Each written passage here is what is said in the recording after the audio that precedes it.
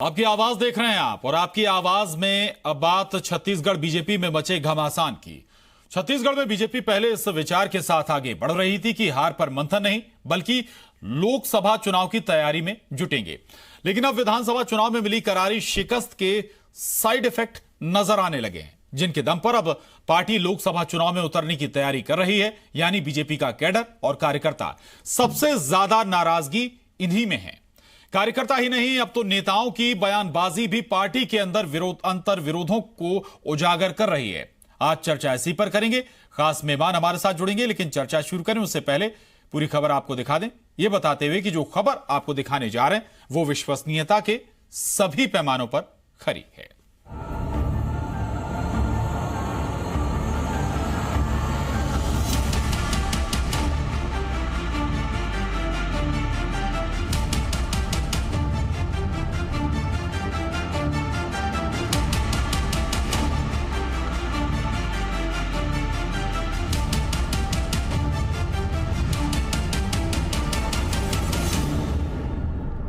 तो छत्तीसगढ़ बीजेपी में बैठकों का दौर चल रहा है। मकसद है लोकसभा चुनाव की तैयारियों को धार देने का, लेकिन इन बैठकों में वो तस्वीर नजर आ रही है जिसकी शायद पार्टी ने आशा नहीं की होगी।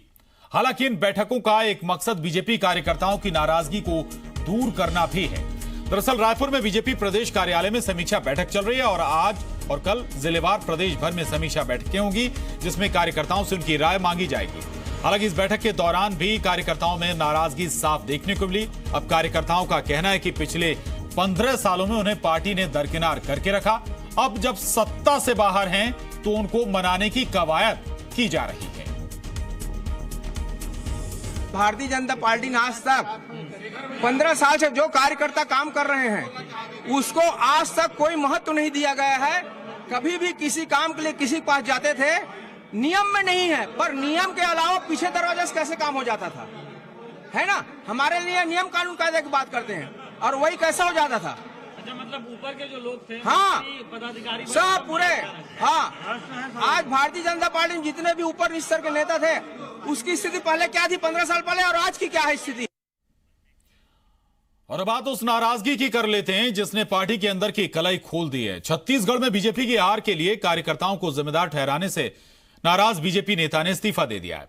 बीजेपी प्रदेश कार्य समिति सदस्य शिवनारायण द्विवेदी ने पार्टी की प्राथमिक सदस्यता से इस्तीफा दे दिया। उन्होंने अपना इस्तीफा प्रदेश अध्यक्ष धर्मलाल कौशिक को सौंप दिया। डॉक्टर शिवनारायण द्विवेदी झीरम नक्सली घटना के बाद कांग्रेस छोड़कर बीजेपी में शामिल हुए थे। शिवनारायण द्विवेदी का आरोप है कि पार्टी के अंदर लोकतंत्र खत्म हो गया है। पार्टी धर्मलाल कौशिक, राजेश मूणत, अमर अग्रवाल समेत चंद नेताओं की प्राइवेट कंपनी हो गई। ये नेता पार्टी की हार का ठीकरा कार्यकर्ताओं पर फोड़ रहे हैं, जबकि प्रदेश अध्यक्ष समेत मंत्रियों की कार्यप्रणाली की वजह से हार हुई है। साथ ही शिवनारायण द्विवेदी ने हारे हुए मंत्रियों को लोकसभा के लिए क्लस्टर प्रभारी बना जाने का भी विरोध किया है। चुनाव के हार के बाद भी इनको सबक सीखना था, लेकिन जिस तरह से इन्होंने भी कमेटी बनाई लोकसभा की, जो हारे हुए लोग हैं, चाहे मूणत हो, केदार कश्यप हो, अमर अग्रवाल हो, उन पर फिर से दाव खेला जा रहा है लोकसभा चुनाव में। और बीच में समीक्षा इनने बैठक बुलाई थी। समीक्षा बैठक में केवल लिमिटेड लोग जो है इनके रहते हैं, प्राइवेट लिमिटेड टाइप के बीजेपी पदाधिकारी, उनको बुलाए, जबकि हम प्रदेश पदाधिकारी, हम लोगों को सूचित सूचना नहीं दी गई, नाम से कोई समीक्षा बैठक में कोई बात पूछी गई, न बुलाया गया। जो मंत्रियों का घमंड था, इसी कारण चुनाव हारे, मंत्रियों के व्यवहार कारण चुनाव हारे, उसके बाद भी सबक नहीं मिल रहा है। फिर से हारे हुए लोगों को जिम्मेदारी देकर लोकसभा में जाना चाह रहे हैं, तो इसका परिणाम लोकसभा में यही होगा जो विधानसभा में हुआ है। कार्यकर्ताओं पर ठिकरा फोड़ना, मतलब कहीं न कहीं से मुझे ऐसा 100% ये लग रहा है, सत्य बात है कि कार्यकर्ताओं के उपेक्षा करना और उनको सिर पर जिम्मेदारी ठोक देना, ये सीधी सीधी बात है कि प्राइवेट लिमिटेड की तरह इन लोग अपना बयान देते हैं, प्राइवेट लिमिटेड कंपनी की तरह अपना पार्टी चलाते हैं। धीरे धीरे भारतीय जनता पार्टी समाप्ति की ओर, जो माननीय पूर्व मंत्री आदरणीय साहू जी ने जो बातें कही है, भारतीय जनता पार्टी छत्तीसगढ़ में 10 साल सरकार में नहीं गई, वही नौबत आ जाई है। तो जो इस्तीफा हुआ है, शुरू हुआ है, तो क्या लगता है और भी कई नहीं, आने वाले समय में और इस्तीफे होंगे, क्योंकि उनके आंतरिक लोकतंत्र बचा ही नहीं है। वहाँ सिर्फ धर्म और रमन की ही चलती है, बाकी किसी के नहीं चलते। जो यहां तक तो ठीक है, लेकिन अब छत्तीसगढ़ बीजेपी में मचे घमासान पर सीएम भूपेश बघेल ने भी तंज कसा है। बीजेपी के झगड़े पर भूपेश बघेल ने ट्वीट कर इशारों में पूर्व मुख्यमंत्री रमन सिंह पर हमला किया है। सीएम बघेल ने ट्वीट कर लिखा है कि जब जीत का श्रेय सेनापति को तो हार का ठीकरा कार्यकर्ताओं पर क्यों। यह अब आपका कोई आंतरिक मामला नहीं रहा, क्योंकि किसी भी पार्टी के कार्यकर्ता के अपमान का मतलब है लोकतंत्र पर सीधा प्रहार करना, और जब लोकतंत्र खतरे में हो तो हम तटस्थ कैसे रह सकते हैं। तो बीजेपी में घमासान मचा हुआ है, लेकिन तैयारियां लोकसभा चुनाव की चल रही हैं। जिन कार्यकर्ताओं के भरोसे लोकसभा चुनाव में जाना है, वही कार्यकर्ता नाराज है, खफा है और याद दिला रहा है पुराने कार्यकाल की कि जब उस दौरान बैकडोर से काम हो जाते थे, लेकिन कार्यकर्ता की बात सुनी नहीं जाती थी। नेता अपने स्वर बुलंद कर रहे हैं, नेतृत्व पर सवाल खड़े कर रहे हैं। कल भी एक बड़े नेता ने इसी तरह से सवाल खड़ा किया था, आज चर्चा इसी पर कर रहे हैं। 3 खास मेहमान हमारे साथ। नरेश गुप्ता जी हैं, नेता बीजेपी। किरणमयी नायक जी हैं, कांग्रेस नेता हैं। और वरिष्ठ पत्रकार रविकांत कौशिक जी हमारे साथ हैं। नरेश गुप्ता जी, अब आपको लगभग बात समझ आ गई होगी कि इतनी बड़ी हार के पीछे कारण क्या है। आपके कार्यकर्ताओं की ही नाराजगी कहीं ज्यादा थी, कई और दूसरे मसले तो जो थे वो थे। अब लोकसभा चुनाव जाने की आप तैयारी कर रहे हैं, लोकसभा में जीत का दावा कर रहे हैं, लेकिन जमीन सर हिल गई है। ऐसी कोई स्थिति नहीं है। आपको बड़ा स्पष्ट बता दूं, भारतीय जनता पार्टी के तत्कालीन मुख्यमंत्री और राष्ट्रीय उपाध्यक्ष जो हैं आज डॉक्टर रमन सिंह जी ने, रिजल्ट आया उस दिन शाम को 5 से 5:30 बजे उन्होंने जवाबदारी ली कि इस हार के लिए मैं व्यक्तिगत रूप से जवाबदार हूं। बड़ा कैटेगोरिकली कहा उन्होंने, स्पष्ट रूप से कहा। इस बात की जानकारी माननीय मुख्यमंत्री जी को होना चाहिए। वो बयान देने से पहले समझ लेते कि उन्होंने, पूर्व मुख्यमंत्री ने क्या बयान दिया है। और उन्होंने व्यक्तिगत रूप से कहा था यदि जीत का श्रेय मुझे है तो हार के लिए भी मैं जवाबदार हूं, और इस हार की 100% जवाबदारी मैं लेता हूं। यह बात डॉक्टर रमन सिंह जी ने रिजल्ट आया 11 तारीख को उसी दिन ही कहा था। उसके बाद ऐसा कोई स्थिति नहीं है। आज जो बातें नहीं है वह बात जबरदस्ती में कुछ झूठ तंत्र के द्वारा फैलाई जा रही है, और जो कुछ लोग कुछ बयानबाजी जरूर हो रही है, ऐसा नहीं है, लेकिन कभी किसी कार्यकर्ताओं को किसी भी नेता के द्वारा यह जवाबदार नहीं कहा गया कि आपके कारण चुनाव हो रहे। अब हमारे नेतृत्व के लोग, जो जिनके नेतृत्व में हमने चुनाव लिया, उन्होंने ही पहले चुनाव लड़ा, उन्होंने पहले दिन उसकी जवाबदारी। आज आपके प्रदेश बीजेपी कार्य समिति के सदस्य ने इस्तीफा दे दिया, पार्टी से इस्तीफा दिया है उन्होंने। कल आपके एक बड़े नेता पूरे नेतृत्व पर सवाल उठा रहे थे, न केवल प्रदेश बल्कि केंद्रीय नेतृत्व पर। आज कार्यकर्ता खुलकर अपनी बात कह रहे हैं, खुलकर नाराजगी जाहिर कर रहे हैं। क्या यह चिंता की बात नहीं है आपके लिए? देखिए, जिस व्यक्ति ने इस्तीफा दिया है उसके बारे में मैं कुछ नहीं कहूं। मीडिया पहले पता लगा ले, आप पहले पता लगा लें, वो बेहतर होगा। सर पता है सर, वो पहले कांग्रेस में थे। अच्छा है, लेकिन जब तक आपकी पार्टी में रहते हैं बेहतर होते हैं, आपकी पार्टी छोड़ते ही खराब हो जाते हैं। ये कौन सा फॉर्मूला है? नहीं, मैंने कहीं कुछ कमेंट नहीं किया उस पर मैंने कोई कमेंट नहीं किया। मैंने कहीं कुछ भी नहीं कहा कि वो मेरे यहाँ बेहतर थे और हटते ही बुरे हो गए, ये कतई नहीं कहा। मैंने कहा कि वो क्या थे वो आप पता लगा लीजिए। मैंने और कुछ भी नहीं कहा उस पर, ना मुझे उस पर कुछ कहना है। लेकिन आपको बहुत स्पष्ट बता देता हूं, भारतीय जनता पार्टी के कार्यकर्ताओं का पार्टी में पूरा सम्मान है। उन्हीं के मार्गदर्शन में, उन्हीं के बनाए हुए पथ पर भारतीय जनता पार्टी आज शासन में है, राष्ट्र में, और 15 साल इस प्रदेश में रही उन्हीं कार्यकर्ताओं के बदौलत। हम पार्टी के कार्यकर्ताओं का, मैं भी एक कार्यकर्ता हूं, पूरा सम्मान करते हैं। पार्टी के वरिष्ठ जन हमारा पूरा सम्मान रखते हैं। और आपको बता देता हूं, जिनको लौट रहा हूं, ये सम्मान अगर आपने पहले किया होता तो शायद आज ये स्थिति नहीं, ये ना होती। किरणमयी नायक जी, कोई भी राजनीतिक दल हो, नाराजगी चुनाव के दौरान होती है, कार्यकर्ताओं में होती है, नेताओं में होती है। विधानसभा चुनाव में जब आप लोग जा रहे थे तब आपके नेताओं और कार्यकर्ताओं में भी इस तरह की नाराजगी समय समय पर देखने को मिली। इसमें कुछ नया नहीं है। लेकिन भूपेश बघेल ट्वीट कर रहे हैं कि नेतृत्व को जिम्मेदारी लेनी चाहिए। ये बात आप सुन रहे हैं और मैंने भी सुनी थी। खुद उनका क्लियर सेंटेंस है रमन सिंह का कि हार की जिम्मेदारी भी मैं ही लेता हूं। फिर इस ट्वीट का मतलब क्या था? देखिए, ऐसा है कि 11 तारीख को इन्होंने जो जिम्मेदारी ली थी, समीक्षा बैठक के दिन शायद उसको प्रदेश अध्यक्ष जी भूल गए। प्रदेश अध्यक्ष जी ने तो कहा ना, कार्यकर्ताओं ने से गलती हुई है, कार्यकर्ताओं से चूक हुई है, जो भी कारण था उन्होंने गिनाया वहां पर XYZ। जो चीज उभर कर आई उसमें यह था कि कार्यकर्ताओं के कारण हारे हैं। ये सारे न्यूज चैनल्स में, मीडिया में, पेपर में, समाचारों में, सब जगह है। और जब कार्यकर्ताओं पर दोषारोपण किया तो वहां पर पूर्व मुख्यमंत्री ने ऐसा कहीं वक्तव्य नहीं दिया कि नहीं नहीं यह तो मैंने पूरी जिम्मेदारी ली है। वो शायद खुद भी भूल गए थे इस बात को कि उन्होंने जिम्मेदारी ली है, परंतु उनको लगा कि अब भाई संक्रांति आ गई है तो अब जो नाराजगी है दूर हो गई वगैरह वगैरह करके उन्होंने इसमें एक लीपापोती करने की कोशिश की थी। परंतु जो प्रदेश अध्यक्ष जी हैं, जो अभी वर्तमान में नेता प्रतिपक्ष भी हैं, धर्मलाल कौशिक जी, उन्होंने साफ साफ कहा। चंद्रशेखर साहू जी जो पूर्व मंत्री हैं, अभी भी किसी विभाग के अध्यक्ष थे, उन्होंने भी इस बात का उल्लेख किया कि इनको किसानों से माफी मांगनी चाहिए, जो गलती हुई है, हमने किसानों के साथ धोखा हुआ है। ये सारे जो चीजें आ रही, जो सिर फुटौल हो रहा है भारतीय जनता पार्टी में, उसका दोषारोपण का ठीकरा गाहे बगाहे। यदि मुख्यमंत्री, पूर्व मुख्यमंत्री ने जो बयान दिया था उसको सभी लोग आत्मसात कर चुके होते हैं कि साहब कार्यकर्ताओं से गलती नहीं है, डॉक्टर रमन सिंह से गलती हुई है, तो ये सारी बैठकों में कार्यकर्ताओं को दोषारोपण की स्थिति नहीं आती। परंतु कार्यकर्ताओं पर ही ठीकरा इन्होंने पूरा फोड़ा। यदि मैं आपको एक छोटा सा वाक्यांश उनका याद दिला दूं, चुनाव के साल भर पहले रायगढ़ में उन्होंने कहा था कि कार्यकर्ता यदि कमीशन खोरी बंद कर दें 1 साल के लिए तो हम 30 साल के लिए सत्ता में आएंगे। मतलब जो कमीशन खोरी का अपने कैडर को, अपने कार्यकर्ताओं को, उनको सही दिशा दिखाने की कोशिश ये होती है। इसमें कुछ किरणमयी नायक जी गलत नहीं था कि अगर कोई कार्यकर्ता गलत कर रहा है उसे आप सलाह दे रहे हैं। आपकी पार्टी में आपके नेता भी इस तरह का काम करते होंगे, सलाह देते होंगे ना कार्यकर्ताओं को। देखिए, मैं आपकी बात से बिल्कुल इत्तेफाक नहीं रख रही हूं कि कार्यकर्ताओं को समझाइश देते तो पार्टी का अंदरूनी मामला होता, वो सार्वजनिक रूप से इस तरीके से नहीं कहना था जिसका जवाब इनको नहीं। मैं ये मानकर चलूं कि आपके अगर कार्यकर्ता, आपकी पार्टी के कार्यकर्ता गलत कर रहे हैं तो आपके नेता उन्हें सलाह नहीं देते हैं, उन्हें कह देते हैं कि आप गलत करिए।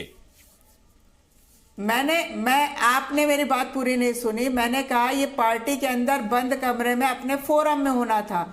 उन्होंने सार्वजनिक कहा, जिससे उनके कार्यकर्ता पूरे साल भर इनसे गुस्सा निकालते रहे, नाराज होते रहे कि कमीशन खोर कार्यकर्ता नहीं है, इनके सारे मंत्री थे भ्रष्टाचार और कमीशन खोरी में। और अभी फिर जो 11 तारीख को यदि स्टेटमेंट दिया था डॉक्टर रमन सिंह ने, तो उसको क्या धर्मलाल कौशिक जी को याद नहीं था?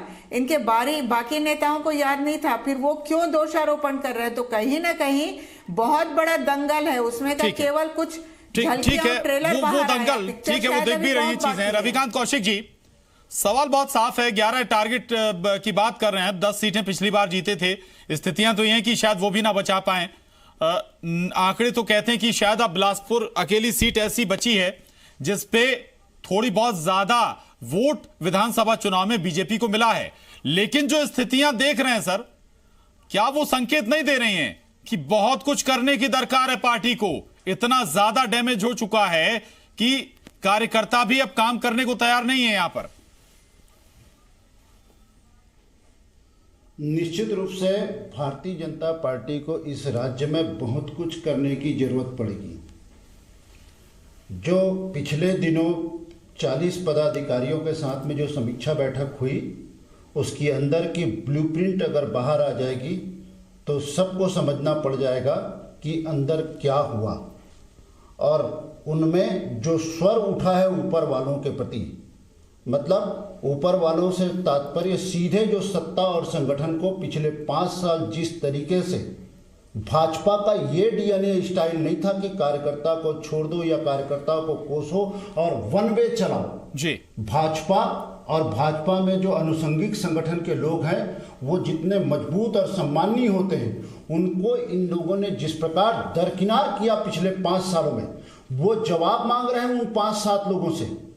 भारतीय जनता पार्टी में 7 लोगों से वो सीधे जवाब मांग रहे हैं। और वो 7 रणनीतिकार लोग कौन लोग थे, वो पिछले 5 साल संगठन और सरकार को कैसे चलाए हैं, उसको लेकर के उनके मन में नाराजगी है। और उसको भाजपा जब तक उस नाराजगी को दूर नहीं करेगी, एक वर्ग है जो सीधे बात कर रहा है कि पूरी तरह कथनी और करनी में अंतर के कारण हम हारे हैं। और ये बात आज नहीं, इस बात को दिल्ली में पार्टी के 13 सांसदों में से कई सांसदों ने मेनका गांधी, रविशंकर प्रसाद के साथ के बैठक में, स्वयं प्रधानमंत्री नरेंद्र मोदी जी के साथ की बैठक में जिन चीजों को उठाया कि केंद्र में सरकार बनने के बाद जिस प्रकार से राजनीतिक और आर्थिक रूप से छत्तीसगढ़ की उपेक्षा हुई और जिस प्रकार छत्तीसगढ़ में गांव गरीब किसान के साथ वादा खिलाफी हुई, वो एक मुख्य कारण वो बना। दूसरा, इनका घोषणा पत्र जो था वो बहुत कमजोर था। तीसरा, इनकी पार्टी का जो प्रत्याशी चयन की प्रक्रिया थी वो कमजोर थी, और इसके अलावा कई चीजें थी। तो अब जो है कार्यकर्ता ये मांग कर रहा है कि जवाबदेही तय हो। वो सीधे कह रहा है कि जब रविकांत जी, शिव नारायण जी के घर में जब मंत्री जो बने थे, पार्टी से इस्तीफा दे चुके हैं, आज वो याद दिला रहे हैं, कुछ नाम ले रहे हैं कि कौन कौन से चेहरे हैं जिनकी ये पब्लिक प्राइवेट प्रॉपर्टी हो गई है, कंपनी हो गई है बीजेपी छत्तीसगढ़ के अंदर। मैं उनके विषय पर मैं ज्यादा कुछ नहीं कहूंगा, क्योंकि वो किस प्रकार से कब कितनी प्रकार से आस्था परिवर्तन करने वालों की बात पर मैं उतना ज्यादा कुछ भी नहीं कहूंगा। परंतु भारतीय जनता पार्टी जिसके लिए जानी जाती है और जिसके कारण उनके लोगों का सम्मान है समाज में, उसको उस डीएनए को, उस ट्रैक को टोटल बदला है पिछले 5 सालों में, और उसी के कारण ये शानदार तरीके से, मतलब 15 साल सरकार में रहने के बाद 15 सीट हारी है, 15 सीट जीती है, तो उसका कारण है। और उस ठोस कारण को बीजेपी जब तक दूर नहीं करेगी, अभी भी बीजेपी में वो कल्चर आ गया जो कभी कांग्रेस में हुआ करती थी, वो 100% नहीं 200% आ गया, और उसके बाद अपने कार्यकर्ताओं पर जो ठीकरा फोड़ रहे हैं, ये अच्छी बात नहीं है। और इस बात को समझना होगा, दिल्ली वालों को भी समझना होगा। दिल्ली वाले अमित शाह जी समझ चुके हैं, वो प्रदेश संगठन को और प्रदेश के मंत्री और मुख्यमंत्री को वो बहुत प्यार के साथ में मतदान के पहले 18 तारीख को रायपुर में वो कह के चले गए थे। उनकी परीक्षा में 7 वो जो प्रमुख लोग हैं वो फेल हो चुके थे, और इसीलिए उन्होंने कह दिया था कि मुझे परिणाम पर कुछ कहने की जरूरत नहीं है, आप लोग अपना स्टेट संभाल लो। तो अगर उन चीजों की समीक्षा हो गई जो रामलाल अग्रवाल जी दिल्ली में जो कह रहे हैं, अगर उसके मुताबिक कुछ हो गया, क्योंकि इस राज्य में 2003 के समय में जो रंजन पटेल ने, संजय जोशी ने, स्वयं रमन सिंह ने, और उसके अलावा राम प्रताप सिंह ने और भी लोगों ने जो मेहनत की थी उस समय में, उस समय युवा मोर्चा में राजेश मूलत थे, उन्होंने युवा मोर्चा के लिए जिस प्रकार से मेहनत की थी, वो जो मेहनत हुई थी, लेकिन जो बात आपने कही है वो बहुत ही अहम है कि अब कांग्रेसीकरण हो गया है। कांग्रेसीकरण समझ रहे हैं सर? नहीं, मैं कॉर्पोरेट नरेश जी से जवाब ले लेता हूं। कौशिक जी, भाजपा में अंदर से बात आई जी, नहीं, मैं बोल रहा हूं ना, सौदान सिंह जी, सरोज पांडे जी, रमन सिंह जी, धर्मलाल कौशिक जी, पवन साय, सारे लोग बैठे हुए थे। एक कार्यकर्ता ने यह भी कहा कि डायरी में जो नोट कर रहे हो वो सिर्फ नोट रहेगा या उसके बाद इंप्लीमेंटेशन होगा। सीधे कहा नरेश गुप्ता जी, कितनी गंभीर स्थिति है इसको समझ लीजिए। कांग्रेसीकरण, कौशिक जी कह रहे हैं 100% नहीं बल्कि 200% बीजेपी का कांग्रेसीकरण हो गया है। देखिए भारतीय जनता पार्टी अपने ढंग से चलती है। भारतीय जनता पार्टी का एक संगठन है, हम अपने संगठन के स्वरूप में काम करते हैं। चुनाव हार गए, 15 साल सरकार में थे, बहुत सारे फैक्टर्स हैं सब, और जो लोग आज आरोप लगा रहे हैं उस दिन उस सत्ता के भोग करने वाले थे, मेरे वरिष्ठ जन हैं। आज जो आरोप लगा रहे हैं उस दिन वो उनके मन में क्या थी, उस दिन उन्हें क्यों नहीं रिएक्ट नहीं किया। देखिए, ये किसी के ऊपर नेक करना, उंगली उठाना बहुत आसान है, जबकि नेतृत्व ने उसको पहले दिन स्वीकार किया कि मैं इसके लिए व्यक्तिगत रूप से जवाबदार हूं, जिनके नेतृत्व में चुनाव लड़ा। और जहां तक धर्मलाल कौशिक जी के बयान के ऊपर जो बात की जा रही है, एक भी बयान बता दीजिए, ये झूठा बयान है, झूठी चीजें बताई जा रही है। कहीं पे धर्मलाल कौशिक जी ने यह कहा हो, आप स्क्रिप्ट दिखाइए जिसपे उन्होंने कार्यकर्ताओं को सर उस बयान को छोड़ दीजिए, दिखाइए, आप चलाइए। नरेश गुप्ता जी उस बयान को छोड़ दीजिए, कार्यकर्ताओं की बात पूरा वॉक थ्रू नहीं सुनवाया सर। बहुत सारे कार्यकर्ताओं से बात हुई थी, समय ज़्यादा होता है इसलिए नहीं सुनवाई वो बात, लेकिन बहुत साफ नजर आ रही है। कौशिक जी बहुत सारी बातें बता रहे हैं, बोल रहा हूं। देखिए देख, कौशिक जी ने कभी नहीं कहा, ये रिएक्शन आ रहा है झूठा प्रचार की वजह से। आज ये लोकतंत्र की बात करते हैं मुख्यमंत्री जी, ये उस राजनीतिक दल के नेता हैं जिसने इस देश की लोकतंत्र की हत्या की, इमरजेंसी लगाया, देश में आपातकाल लगाया, असंवैधानिक तरीके से आपातकाल लगाया। या उस राजनीतिक दल के लोग लोकतंत्र की हत्या करने की बात हमारे ऊपर आरोप लगा रहे हैं।